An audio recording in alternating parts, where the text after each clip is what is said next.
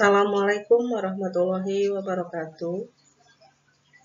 Bertemu kembali dalam video pembelajaran bahasa Indonesia. Saya Tindra Tiningsih dari SMA Negeri 1 Sukatani, Kabupaten Bekasi. Dalam video pembelajaran kali ini, kita akan memahami struktur teks editorial. Yang sebelumnya, teks editorial sudah dijelaskan terlebih dahulu, tapi di sini saya akan mengulang kembali apa yang dimaksud dengan teks editorial.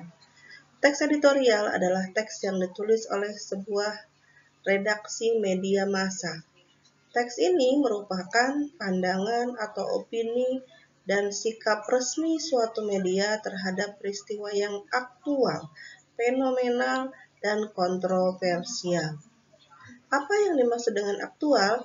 Ternyata peristiwa ini adalah peristiwa yang baru atau hangat atau yang sedang terjadi. Sementara fenomenal ini banyak melibatkan masyarakat. Dan apa yang dimaksud dengan kontroversial? Ini biasanya menimbulkan perdebatan, sehingga dalam masyarakat ada yang pro dan ada yang kontra. Teks editorial juga dikenal sebagai sebuah tajuk rencana. Nah, apa sajakah yang menjadi struktur teks editorial? Ternyata di sini ada 3 bagian. Yang pertama adalah pengenalan isu. Apa itu pengenalan isu? Atau juga disebut dengan tesis. Pada bagian awal ini, pihak redaksi mulai memperkenalkan masalah yang akan dibahas. Masalah seperti apa? Biasanya ini mengarah pada judul teks editorial itu. Maka perkenalkan tentang judul tersebut di bagian awal. Masalah atau peristiwa tersebut biasanya bersifat aktual, kontroversial, dan fenomenal, seperti definisi teks editorial yang sudah disampaikan sebelumnya. Pokoknya, berita yang lagi hangat-hangatnya dibahas, itu adalah inti dari teks editorial. Maka ini yang disebutkan dengan pengenalan isu. Jadi sekali lagi, pengenalan isu itu adalah memperkenalkan masalah, biasanya mengarah pada judul. Struktur yang kedua, penyampaian pendapat atau argumentasi. Struktur yang kedua berisi pendapat atau opini redaksi terhadap masalah yang dibahas. Di dalamnya jangan lupa bukannya sekedar opini saja, tapi fakta-fakta yang berasal dari hasil penelitian, pernyataan ahli, atau referensi yang dapat dipercaya dikeluarkan atau dituliskan. Sehingga pada kenyataannya, fakta-fakta itu bisa berupa data, bisa berupa bukti, bisa berupa contoh. Maka itu yang ada di bagian argumentasi.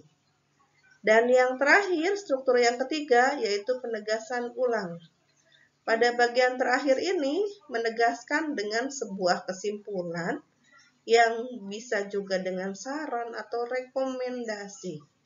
Di dalamnya juga terselip harapan redaksi kepada pihak terkait atau yang membacanya tentang persoalan yang sedang terjadi. Jadi di bagian penegasan ulang ini berisi 2 hal. Yang pertama adalah kesimpulan dan yang kedua adalah berisi saran. Maka itulah yang disebutkan dengan struktur teks editorial. Jadi ada pengenalan isu, ada bagian argumentasi, dan ada penegasan ulang. Nah, ini adalah contoh teks editorial yang sangat singkat dan mungkin sudah biasa didengar di telinga masyarakat tentang banjir. Banjir yang baru saja terjadi di akhir penghujung 2022. Paragraf yang pertamanya di sini ada pengenalan isu yang hanya terdiri atas 3 kalimat saja. Di bagian yang kedua ada argumentasi yang terdiri atas 2 paragraf, tapi ini adalah paragraf yang sangat minimalis. Kemudian yang terakhir ada penegasan ulang. Maka itulah perlu sekali kesadaran masyarakat bahwa mencegah lebih baik daripada mengobati. Nah, ini sudah mengarah pada penegasan ulang. Yang tadi isinya adalah berupa kesimpulan yang disertai dengan saran. Kalimat yang kedua, jangan kemudian ketika sudah banjir baru jerak dan ketika musim kemarau diulangi kembali. Jadi yang ini berisi sarannya kalimat yang kedua, dan yang pertama adalah berupa kesimpulannya. Tapi jangan lupa, kalaupun ini adalah kesimpulan, kesimpulan yang mengarah pada opini. Nah, dari contoh teks yang berjudul banjir ini, dapat kita simpulkan bahwa ciri sebuah teks editorial biasanya yang pertama mengandung isu yang hangat dibicarakan, sehingga masyarakat tidak asing lagi ketika membahas hal itu. Kemudian yang kedua, sistematis dan logis. Jadi, sudah disampaikan secara runtut, baik opini atau faktanya. Kemudian yang ketiga, menyampaikan opini untuk meyakinkan pembaca, tapi jangan lupa meyakinkannya seperti apa, yaitu disertai dengan fakta-fakta yang ada. Dan yang terakhir, kalimatnya lugas, yaitu disampaikan secara langsung. Mungkin itu saja yang bisa disampaikan dalam video pembelajaran kali ini.